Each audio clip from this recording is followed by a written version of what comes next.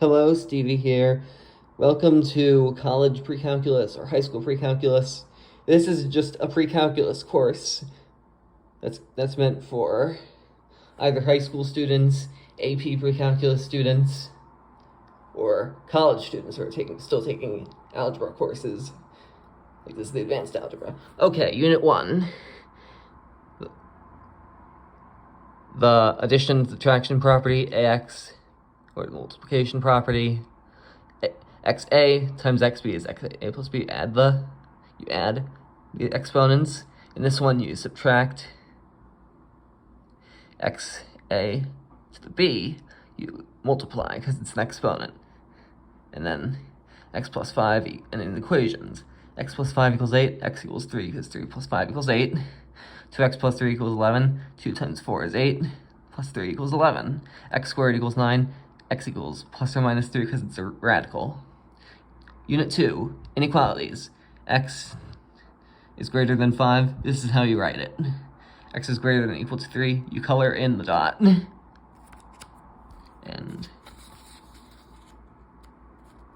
the paper. Unit 3, linear functions. The domain range have to do with the x and the y values. In this case, linear functions, except for absolute value functions, the domain range are negative infinity and positive infinity. This is x plus 2, because it's the x function with a y-intercept at 2. 3x, slope is 3, absolute value of x, its range is only positive because it's absolute value.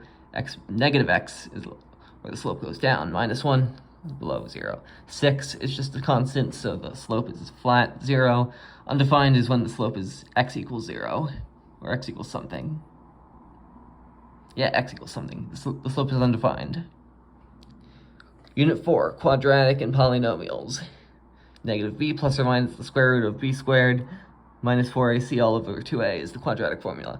X squared is graphed like that. X squared plus 4 is graphed like that with i's. Then polynomials like x cubed, x to the fourth, x to the cube plus 1. Then x plus 3 plus x plus 3 equals 2x plus 6. X plus 1, x minus 1, x plus 4 is x squared plus 3x, x squared minus 3x minus 4, given the positives and negatives. 2x over x equals x squared divided by x plus 1 plus 3 divided by 2x plus 2. You find a common denominator, and that would be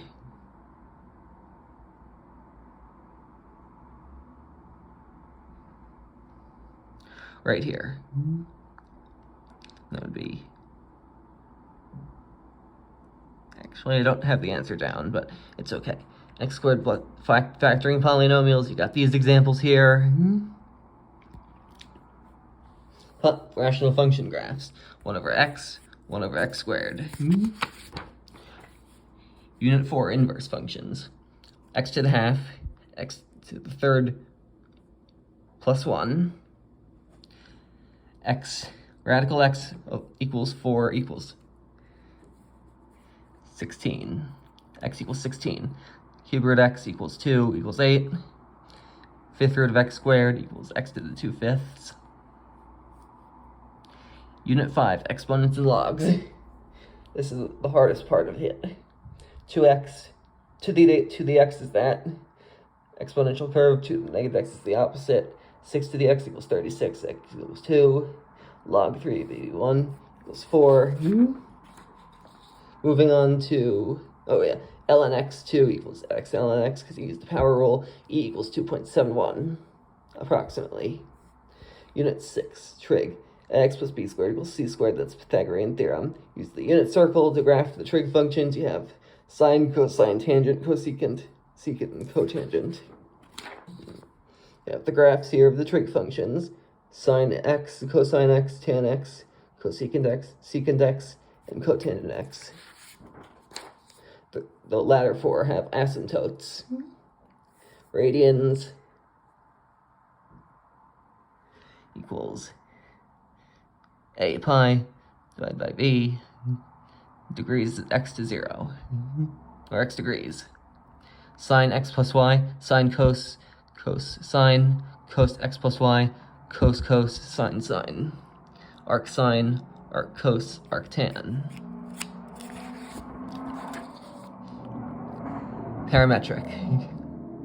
R theta, you have a polar coordinate system, which opposed to rectangular goes in circles around the origin. There's a butterfly and another polar function. Unit 7, conic sections. Parabola, ellipse, hyperbola, circle. It wasn't there. I think there's one more chapter. Unit 8, vectors. 5e plus 7 plus 2 equals 7e. 6n plus 7 minus 7s equals 13n. 4e plus 3n equals 5ne, because it's the Pythagorean theorem. Matrices. Determinants. Unit 9, series. 1, 3, 5, 7, 9, that's the odd numbers. Geometric series with fractional numbers. Harmonic trigonomic series. Cosine. And that's just about it.